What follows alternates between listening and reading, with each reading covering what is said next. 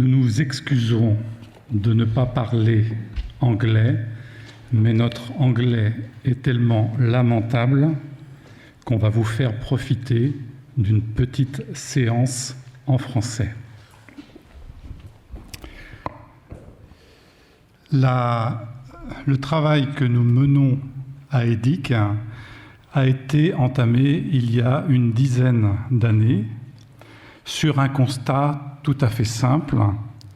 Sur une île bretonne, il y avait la possibilité de repérer des sols d'occupation préhistorique bien conservés dans la mesure où les lieux que l'on étudie n'avaient jamais été cultivés et n'avaient jamais non plus, et avaient connu plutôt une sédimentation sableuse, une dune, la formation d'une dune très ancienne qui a permis de sceller les monuments. On avait cette opportunité et on a choisi de travailler sur une thématique qui était actuelle, qui est toujours actuelle d'ailleurs, concernant les fils de pierre dressés, puisque sur cette île, nous avions pas mal de possibilités de le faire.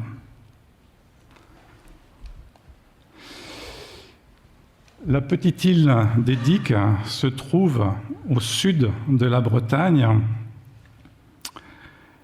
près de Quiberon, et au sud aussi de l'entrée du golfe du Morbihan, comme vous pouvez le constater sur cette diapositive.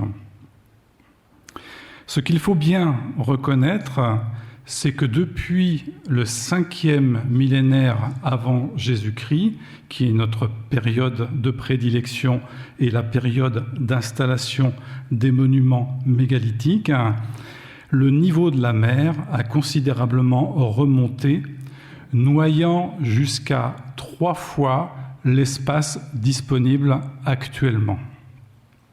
Nous avions donc, avec Watt, un domaine insulaire, une île, une grande île, qui s'est séparée au 4e millénaire avant Jésus-Christ en deux pour former les deux îles de Watt et d'EDIC.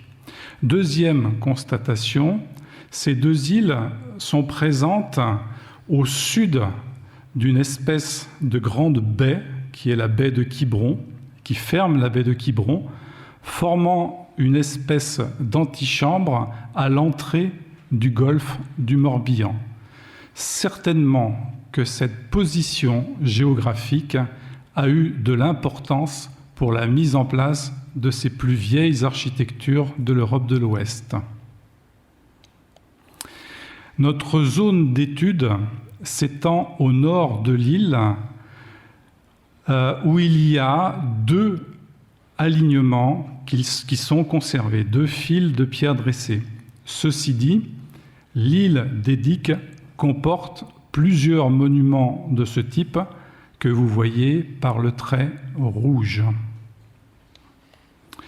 Voici une vue rapprochée des 2 sites que l'on a étudiés. Le site du Douet, qui a fait l'objet d'une fouille entre 2003 et 2007, et le site de Groorden, qui est un site que l'on vient juste de fouiller. On vient de terminer il y a une semaine. C'est aussi la raison pour laquelle nous n'avons pas eu le temps de travailler notre anglais. Voici une vue aérienne concernant les 2 sites. Vous avez la petite file de pierre dressée du Douet qui se trouve à l'est et celle de Groorden qui se trouve un tout petit peu plus à l'ouest. La file du Douet est composée de 8 blocs qui ont été érigés et qui sont alignés sur l'axe du lever du soleil au solstice d'été. La file de Groorden, elle, est un tout petit peu différente car elle a intégré à l'intérieur des rochers naturels, ce qui nous ramène aux propos de Philippe Gouezin de tout à l'heure. Elle concerne une quinzaine de blocs qui ont été érigés Et elle concerne surtout, essentiellement, deux périodes d'utilisation. Une première qui se situe dans le 5e millénaire avant Jésus-Christ, une seconde qui est une reprise du site aux alentours du 4e millénaire avant Jésus-Christ. Nous vous proposons une lecture structurale, notamment du site de Groorden. Disons que c'est une première lecture, car nous venons juste de terminer la fouille. Il est probable que tout ce que nous allons vous présenter sera modifié dans un avenir proche. Mais du moins, en l'état, nous vous proposons cette lecture structurale. Cette lecture est basée par une analyse stratigraphique dans le site, mais aussi l'assemblage structurel qui a formé cette file de pierres dressées. Et notre objectif, c'est de vous rendre une architecture qui, vous allez le voir, est très compliquée.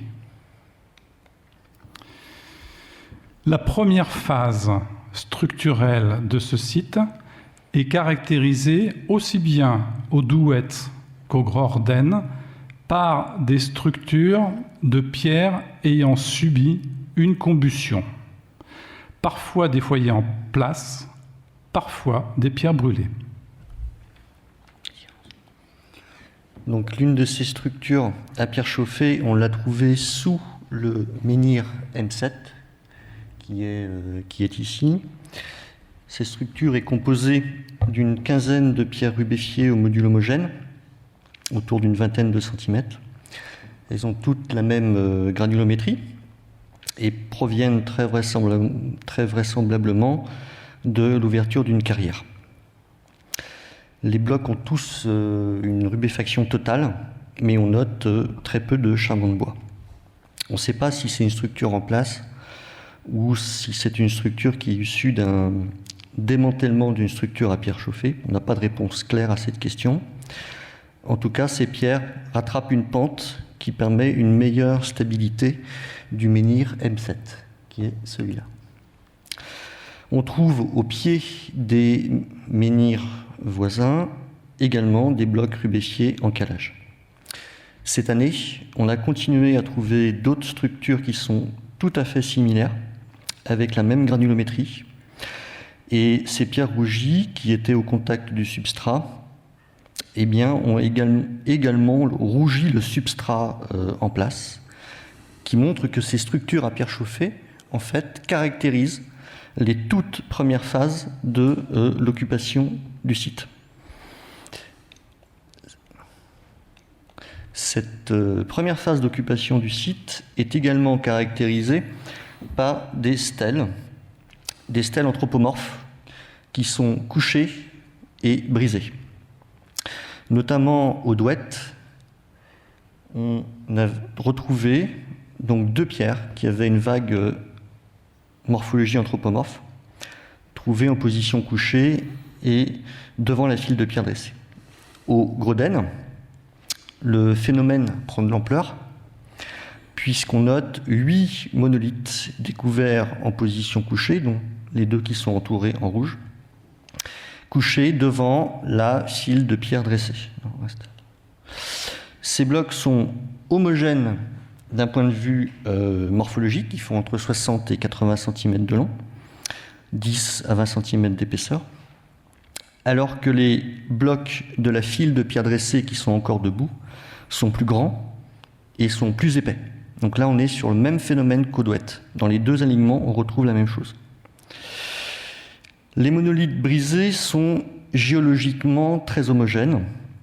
Ils sont constitués d'un grain fin ou moyen, totalement dépourvus de filons de pegmatite, alors que ceux qui sont encore dressés ont une granulométrie plus grosse et sont parcourus par de nombreux filons de pegmatite. La provenance des blocs entre ceux qui sont couchés et ceux qui sont encore debout est très différente. Dans la moitié des cas de ces blocs couchés, on a des cassures ou des fissures qui sont anciennes. Ces cassures sont, dans la plupart des cas, indépendantes des fissures naturelles. Tous ces blocs cassés recollent entre eux, ce qui montre qu'il n'y a pas eu prélèvement de matière. Diapo suivante, s'il te plaît. Non, c'est la suivante. Voilà. Pour expliquer ces cassures, on ne suit pas une cause naturelle, notamment avec ce qu'on voit sur le bloc ici P18, où on voit une association de départ de matière, ici, avec donc les cassures.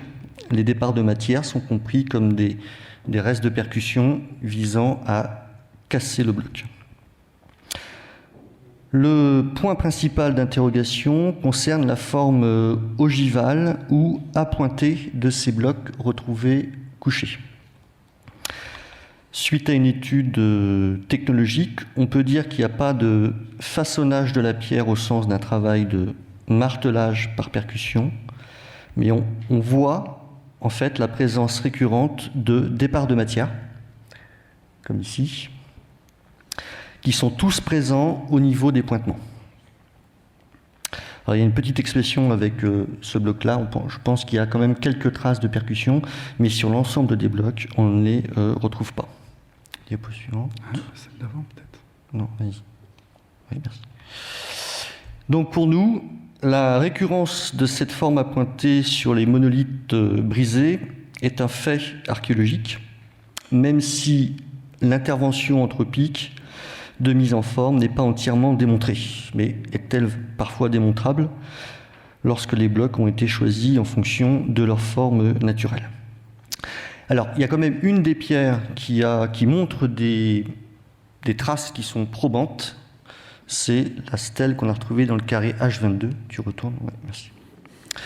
Donc, c'est une petite stèle qui est brisée et qui est en réemploi dans le calage d'un menhir.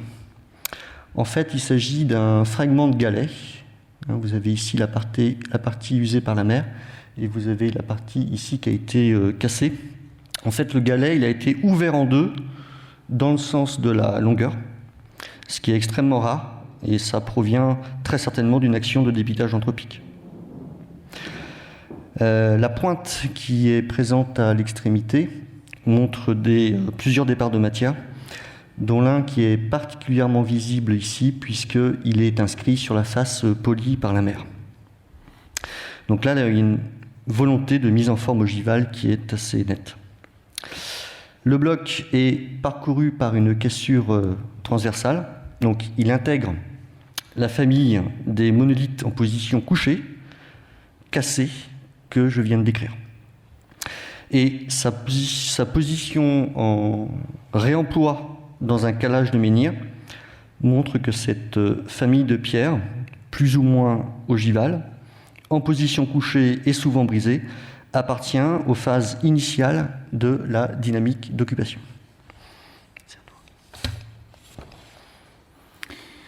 Dans la deuxième phase, on assiste à l'érection de plusieurs blocs formant une file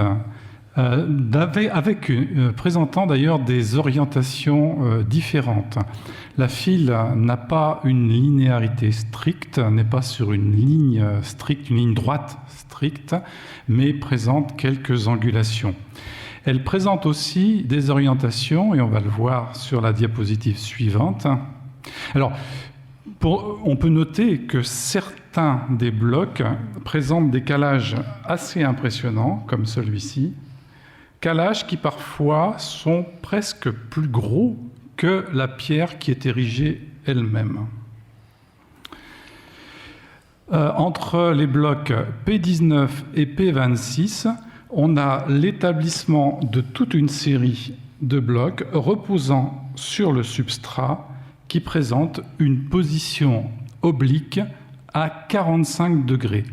Et on a prouvé, lors de la fouille, que cette position était une position recherchée.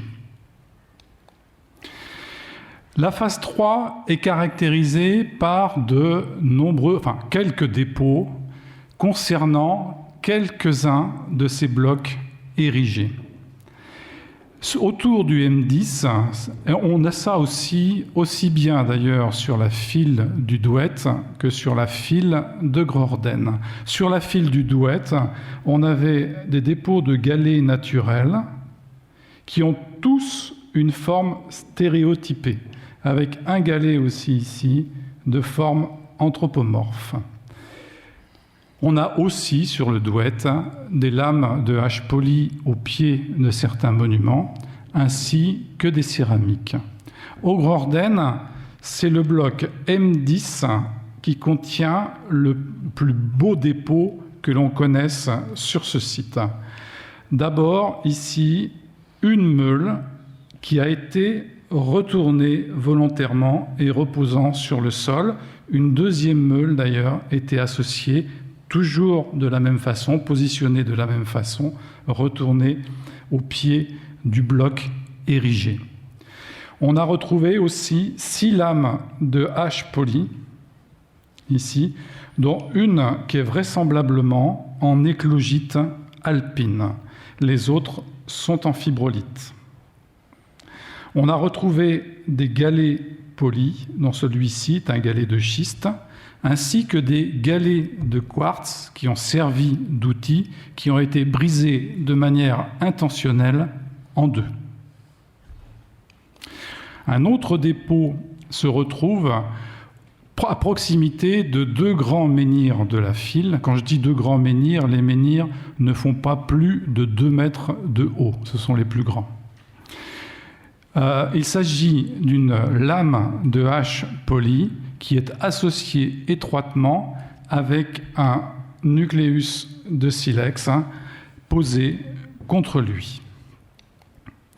La lame de hache polie est dissymétrique selon cet axe et ressemble très fort à certaines représentations que l'on a sur la chambre dolménique de Gavrinis. Voici le nucléus de silex.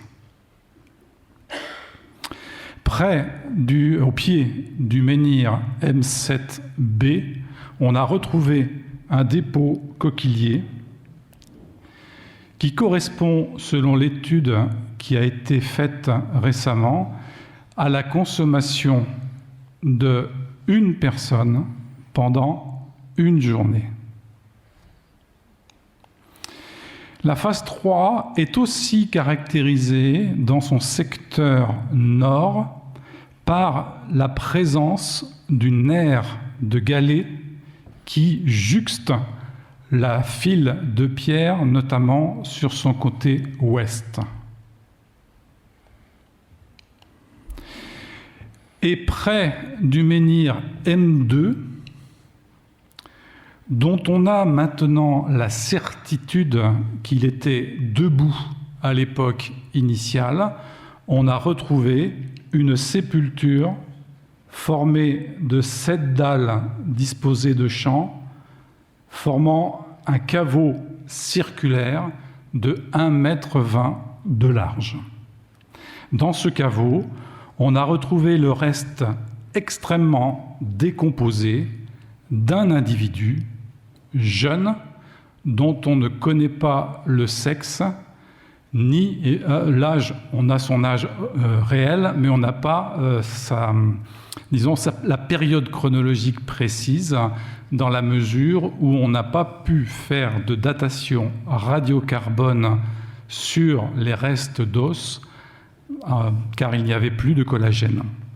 Donc on a tenté cette année, avec Jan Bailey de l'Université de Durham, et grâce à Chris, on a tenté une datation OSL pour essayer de bien caler chronologiquement toutes ces phases. La 4e phase est une phase d'empierrement. Empierrement de cette file de pierres dressées, avec parfois aussi des mises en façade de certaines de ces pierres avant bourrage de pierres par la suite. Donc il y a un bloc qui a particulièrement attiré notre attention.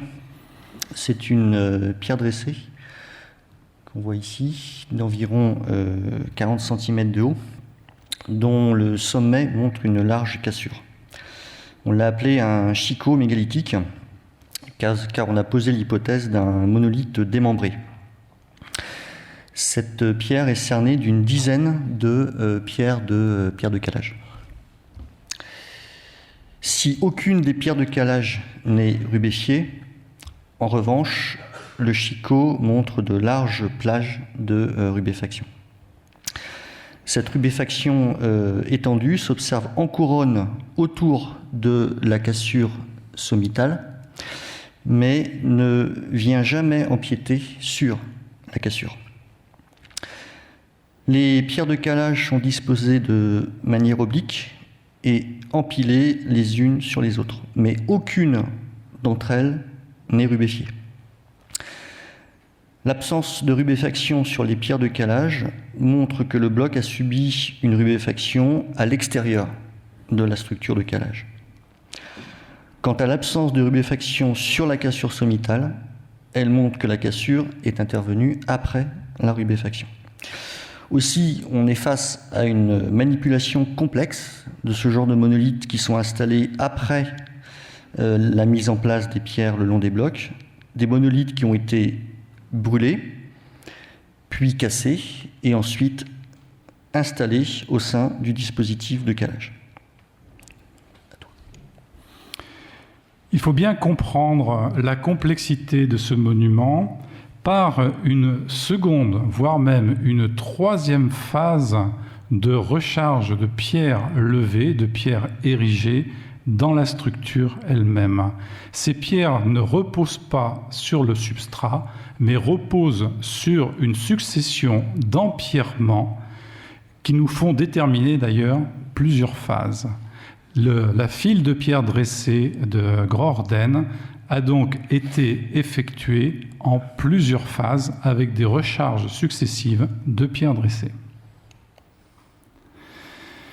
Pour les dernières phases, on va essayer de raccourcir.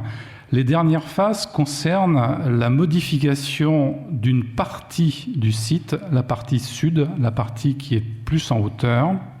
Cette partie sud du site a été fortement modifiée, comme d'ailleurs pour le site du Douet, fortement modifiée par d'autres populations qui arrivent en place dans la deuxième moitié du 4e millénaire avant Jésus-Christ et qui réinvestit cette file de pierre pour en faire une espèce de paroi limitant des activités, cette fois-ci du quotidien. Si la première phase est une phase symbolique, est une phase de marquage et d'appropriation d'un territoire, la deuxième phase est une phase très fonctionnelle, deuxième temps d'occupation. Ces temps d'occupation se déclinent en plusieurs périodes, allant de la fin du néolithique jusqu'au début de l'âge du bronze. On voit ici par exemple le réinvestissement au néolithique récent de pierres qui faisaient partie du dispositif et qui ont été abattues pour pouvoir aménager une paroi formant la limite d'une aire d'activité. Et enfin, la dernière phase concerne des modifications importantes dans la partie centrale de la file qui ont eu lieu au XIXe siècle, puisqu'on a un témoignage écrit comme quoi on a abattu certains blocs à la fin du XIXe siècle. Et ces traces se sont remarquées sur la fouille en raison du travail à la barre à mine, la barre de fer, pour faire tomber ces monolithes. Alors quelques mots sur le chantier de construction, puisque c'est le thème du colloque, n'est-ce pas ? On a observé une tentative d'extraction d'un menhir qui se trouve ici, qui est un bloc de granit sain qui fait un peu moins de 2 mètres de long. Et la tentative s'est faite en suivant au nord un filon de pegmatite qui s'est révélé très fragile puisque sous l'effet de l'hydrolyse, les feldspaths fatiguent plus que le reste du granit. Au sud, qui est bordé par une fissure naturelle. Et en fait, ce banc de granit sain, il est posé sur un granit très très altéré. Donc ce sont ces 3 faiblesses du granit qui ont été mises à profit par les carriers pour donc l'extraire. Mais il y a un côté qui était plus dur que les autres et l'extraction s'est arrêtée là. Donc on retiendra l'utilisation des fissures naturelles, des zones de jonction entre granit sain et granit altéré, ainsi que des filons de pegmatite pour décaisser les monolithes. D'ailleurs, c'est tout l'affleurement septentrional ici, qui est dans le prolongement nord de la file de pierre dressée, qui a fait les frais, donc de multiples décaissements. Ces décaissements se sont faits en suivant les filons de pegmatite qu'on retrouve ensuite inscrits sur les faces d'arrachement des blocs de la file. Pour terminer, les observations que nous avons effectuées à Edic ont évidemment des conséquences sur le plan de l'explication structurale de ces fils de pierre dressés, au même titre que des fouilles un peu plus anciennes qui ont été effectuées dans les Landes de Coujou à Saint-Just par Charles Tanguy-Leroux, où on retrouve des processus du même type, foyer antérieur à la mise en place des fils de pierre dressés, chaussée empierrée qui va noyer la file de pierre dressée, vraisemblablement aussi mise en place de stèles à la périphérie de cette file, etc., etc. Mais aussi nous renvoie à des choses plus anciennement fouillées, comme par exemple à Erlanic, après les travaux de Zacharie Le Rouzic et des Pécard dans les années 20, où il faut reprendre cette question, notamment au regard du lien entre sépulture et pierre dressée. On vous remercie.